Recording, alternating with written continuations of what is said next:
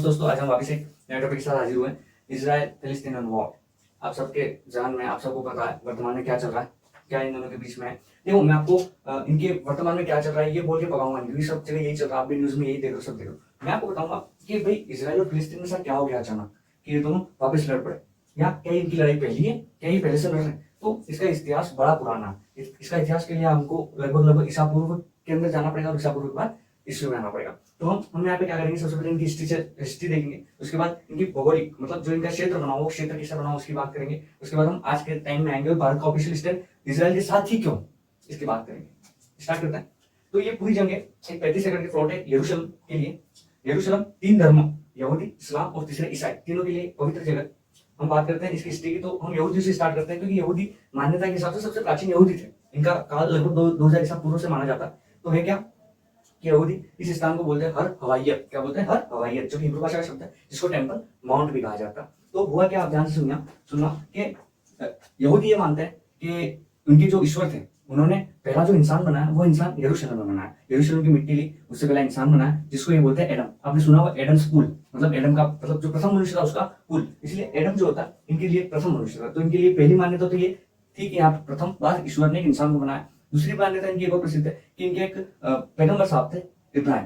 इब्राहिम के 2 पुत्र थे, इसाक और इस्माइल। ईश्वर ने पैगंबर साहब की परीक्षा लेने के लिए क्या किया कि उनके एक पुत्र इसाक की बलि मांग ली। इसाक की बलि मांग ली, और पैगंबर भी ईश्वर के इतने बड़े भक्त थे कि उन्होंने इसाक की बलि देने से मना नहीं किया। एक जगह तो हुई, वो जगह आज टेंपल माउंट के नाम से जानी जाती है। तो उस जगह पे ये सब आए, वहां पे इसाक की बलि देने के लिए तैयारी हुई। तब ईश्वर पैगंबर अब्राहम से प्रसन्न होते हैं और वहां पे एक भेड़ भेजते हैं और बोलते हैं कि अपने पुत्र की बलि मेरे को नहीं चाहिए, मैं तो तुम्हारी परीक्षा ले रहा था, मैं तुमसे खुश हुआ, तुम इस भेड़ की बलि दे दो। तो जहाँ पे ये भेड़ की बलि थी वो जगह हर हवाइयत या टेंपल माउंट। उसके बाद क्या हुआ कि इस स्थान पर किंग सोलोमन, जो कि यहूदियों का राजा था, उसने एक मंदिर बनाया जिसको टेंपल माउंट या फर्स्ट टेंपल कहा गया। उसके बाद बेबीलोन सभ्यता आई 1000 ईस्वी में, और उसने इस मंदिर को तोड़ दिया साफ साफ। उसके बाद वापिस यहूदियों ने क्या किया, कुछ सालों बाद वहां पे दूसरा मंदिर बनाया जिसको टेंपल 2 के नाम से जाना जाता है। उसके बाद रोमन का शासन आया, रोमन ने वापस उस मंदिर को तोड़ दिया। उसके बाद कभी ये मंदिर वापस बनाई, आज मात्र यहाँ पे एक दीवार है जिसको वेस्टर्न वॉल कहा जाता है। क्या कहा जाता है? जिसको वेस्टर्न वॉल, जिसकी यहाँ पे पूजा करते हैं यहूदी लोग। जो एकमात्र दीवार बची हुई है इस मंदिर की, और इसकी पूजा आज भी यहूदी यहाँ पे करते हैं। इसलिए आप समझिए कि यहूदियों के लिए पवित्र स्थान क्यों हुआ और इनके लिए यरूशलेम इंपॉर्टेंट क्यों। दूसरी बात करते हैं इस्लाम। इस्लाम को मानने वाले लोग इसको बोलते हैं हरम अल शरीफ। हरम अल शरीफ, यहाँ पे क्या होता है कि पैगंबर मोहम्मद साहब मक्का से यरूशलेम आए, और यरूशलेम से कहा जाता है कि वो जन्नत की ओर गए। इस्लाम के 3 पवित्र स्थान आप सब जानते हो, मक्का, मदीना और तीसरा यरूशलेम। तो पैगंबर मोहम्मद साहब मक्का से यहाँ पर आए और यहाँ से वो जन्नत की ओर गए, इसलिए मुसलमानों के लिए भी यरूशलेम इतनी पवित्र स्थान है। उसके बाद क्या होता है कि करीब कुछ सालों बाद मुसलमानों ने वहां पर यरूशलेम पर कब्जा कर लिया, और यहाँ पे 2 स्थान बनाए। एक थी अल अक्सा मस्जिद। अल अक्सा मस्जिद का अर्थ होता है सबसे दूर, अल अक्सा एक उर्दू का शब्द है जिसका अर्थ है सबसे दूर। और जहां से पैगंबर मोहम्मद साहब जन्नत की ओर गए थे, उस स्थान के में एक भव्य गुंबद बनाया जिसको कहते हैं डोम ऑफ द रॉक। इसलिए आप समझ सकते हैं कि मुसलमानों के लिए ये कितनी पवित्र जगह थी। इसलिए यहूदियों के लिए पवित्र हुई, इस्लाम के लिए पवित्र हुई। तीसरी चीज, ये जो तीनों मैं चीजें बता रहा हूँ कि हर हवाइयत, टेंपल माउंट, अल अक्सा मस्जिद और डोम ऑफ द रॉक, ये तीनों इस 35 एकड़ के अंदर ही फैले होंगे, इस 35 एकड़ के बाहर नहीं। तीसरी बात, ईसाइयों के लिए क्या फेमस है कि ईसाइयों के भगवान ईसा मसीह ने कहा जाता है कि प्रथम उपदेश यरूशलेम में दिया, और यहाँ पे उनको सूली पर भी चढ़ाया गया था। और इनकी ये भी मान्यता है कि एक दिन वापिस ईसा मसीह इसी शहर में जिंदा होंगे। इसलिए यरूशलेम के लिए, ईसाइयों के लिए यरूशलेम बड़ा ही इंपॉर्टेंस महत्व रखता है। इसलिए आप समझ सकते हैं कि यहूदी, मुसलमान और ईसाई तीनों के लिए स्थान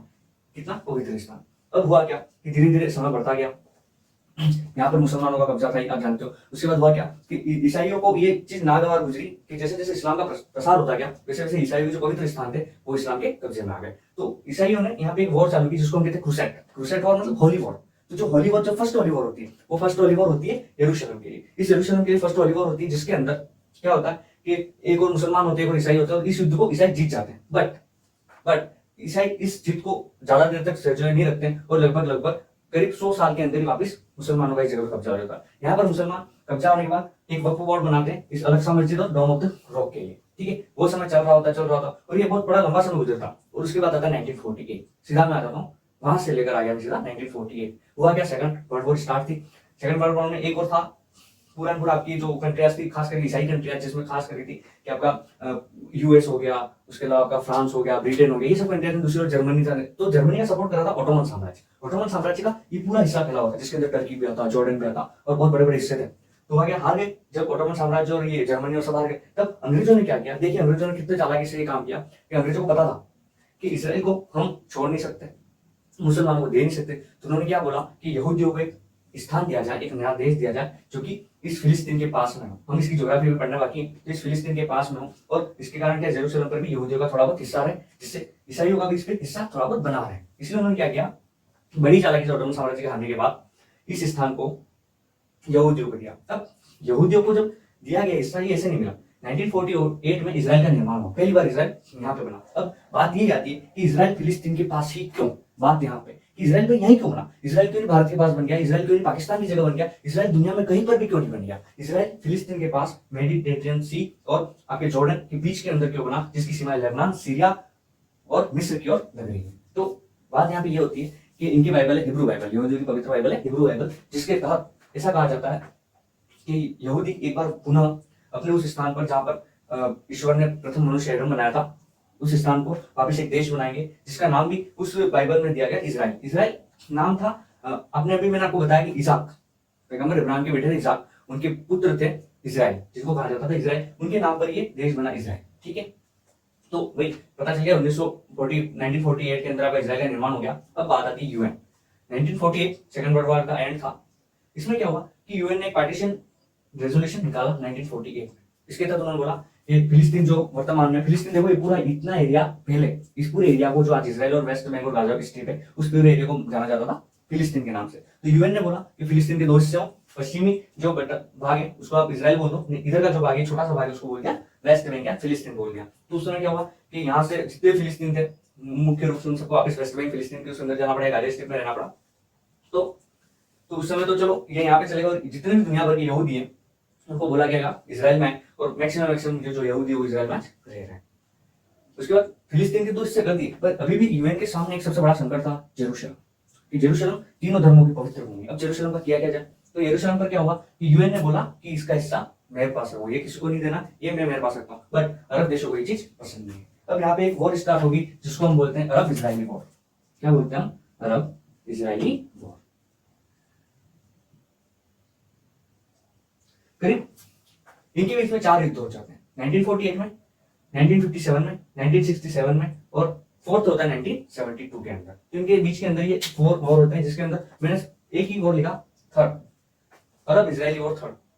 इस अरब इजरायली वॉर को पढ़ने से पहले हम इसकी भौगोलिक स्थिति समझ लेते हैं कि भाई इसका ऐसा क्या स्थिति बनी कि ये देश ऐसे बने। आप देखिए कि ये जो हिस्सा है, ये पूरा हिस्सा, इसको छोड़ दें आप तो ये है इजराइल, इसके इधर एक समुद्र है मेडिटेरियन सी, मेडिटेरियन सी, इसके इधर साइड इसके पश्चिम में स्थित इजराइल है। ठीक है, यहाँ पे आपको दिख रहा गाजा स्ट्रिप, जो पूरी भी लड़ाई हो रही है उस गाजा स्ट्रिप और इसके बीच में, इजराइल के बीच में। ये वेस्ट में जिसको फिलिस्तीन भी कहा जाता है, और इसी फिलिस्तीन का हिस्सा ये गाजा स्ट्रिप भी है। और सोचिए देखिए किस तरफ डिवाइड किया गया कि फिलिस्तीन को इतना दिया गया, साथ में गाजा स्ट्रिप भी इस साइड वाली इसको दे दी गई। फिलिस्तीन पे इसको तो कंट्रोल करना ही, साथ में इसको भी उसको बचाना। तो फिलिस्तीन को 2 भाग दिए गए, फर्स्ट ये भाग दिया इसको वेस्ट बैंक फिलिस्तीन का, साथ में गाजा स्ट्रिप दिया फिलिस्तीन के पास ही है, और बीच में पड़ गया इजराइल। ठीक है, अब ये समझिए इसके ऊपर, इजराइल के ऊपर जस्ट लेबनान, इसके साइड में इधर से सीरिया, इसके इधर जॉर्डन जो सबसे बड़ा देश है इन सब में, इसके नीचे आपके मिल जाएगा मिस्र, यहाँ पे आपको आ जाएगा सऊदी अरेबिया। तो लगभग चारों तरफ से ये मुस्लिम देशों से घिरा हुआ देश है इजराइल। तो है क्या कि गाजा स्ट्रिप पे फिलिस्तीन का कब्जा। बट इस गाजा स्ट्रिप को जितना भी पानी चाहिए, जितना भी तेल चाहिए, जितना भी खाना चाहिए, जितनी भी लाइफ चाहिए, वो सब देता है इजराइल। ये समझौता इन दोनों के बीच के अंदर कि जब कि भाई अब यहाँ से तो कुछ जा नहीं सकता, उसको जाना पड़ेगा यहाँ से घूम के जाए समुद्र के पास जा, तो ये संभव है नहीं। तो ये समझौता है इजराइल और फिलिस्तीन के बीच, इजराइल गाजा को सब खाना पानी सब कुछ देगा। बट कभी भी पर हुआ क्या, ये समझौता है, पर फिलिस्तीन जब भी वॉर करता है तो यहाँ से क्या करता है इजराइल, इसकी सारी सुविधाएं कट कर देता है। ठीक है, जो वर्तमान में भी इसने करी हुई है। हम बात करें 1967 6 डे वॉर में, ये इजराइल के लिए खुद को साबित करने का युद्ध था। इजराइल खुद को कैसे साबित करे, क्या इजराइल अकेला था, इसके सामने फिलिस्तीन, लेबनान, सीरिया, जॉर्डन, मिस्र जैसे करीब 5-7 मुस्लिम देश और 4 बड़ी मुस्लिम सेना इससे युद्ध करने हैं। अलग अलग जगह से इसमें युद्ध हुए, लेबनान ने यहाँ से युद्ध किया, सीरिया ने यहाँ से किया, जॉर्डन ने यहाँ से किया, फिलिस्तीन ने यहाँ से भी किया और यहाँ से भी किया, मिस्र ने यहाँ से किया, और एक और देश था जिसने यहाँ से किया। तो कुल मिला के 7 देश थे जिसने इजराइल पे एक साथ हमला बोला। बट अब देखिए कि इजराइल इस युद्ध में जीत जाता, और इजराइल की युद्ध जीतने के साथ साथ उसका यरूशलेम पर भी कब्जा हो जाता। तो आज वर्तमान में जो यरूशलेम की हम बात करते हैं, वो यरूशलेम किसके पास है, इजराइल के पास है। वर्तमान में उसकी राजधानी बनाने के लिए भी पूरी कोशिश में है, वो लगा हुआ है। वर्तमान में उसकी राजधानी तेल अवीव है, बट हाँ वो यरूशलेम को वर्तमान की जो युद्ध उसके बाद उसको राजधानी बना ही देगा, फिक्स बात है। तो ये क्या, हाँ बना नहीं दे, फिर भी यरूशलेम पे अब जो उसका कब्जा हुआ इस युद्ध के बाद तो 100% हो जाएगा अगर वो इस युद्ध को जीत लेगा। तो हुआ क्या, तो आप देखिए 1967 के अंदर थर्ड अरब इजरायली वॉर था, इसके अंदर फैसले का युद्ध नहीं ऐसे कह सकते हो। तो इजराइल ने यहाँ पे इस युद्ध को जीत लिया और इजराइल का टेम्पल माउंट पर कब्जा हो गया। अब जो टेम्पल माउंट है जिसकी वेस्टर्न वॉल को ये पूछते हैं, अब इसमें जो पूरा अधिकार था वो हो गया यहूदियों का या इसराइल का। उसके बाद हुआ क्या कि फिर भी यहूदियों ने टेम्पल माउंट कब्जा करने के बाद भी क्या बोला कि इसका जो भी रखरखाव है वो दे दिया किसको, जॉर्डन को। इसका पूरा रखरखाव दे दिया जॉर्डन को, जॉर्डन इसके ऊपर कमेटी बनाए, उसका रखरखाव करे। इसके अंदर मुसलमानों को पूजा का अधिकार है, ठीक है, मुसलमान आए नमाज पढ़ सकते हैं, बट यहूदियों को किसी प्रकार पूजा का अधिकार नहीं, वो मात्र और मात्र वहां पर पर्यटक के रूप में घूम सकते हैं।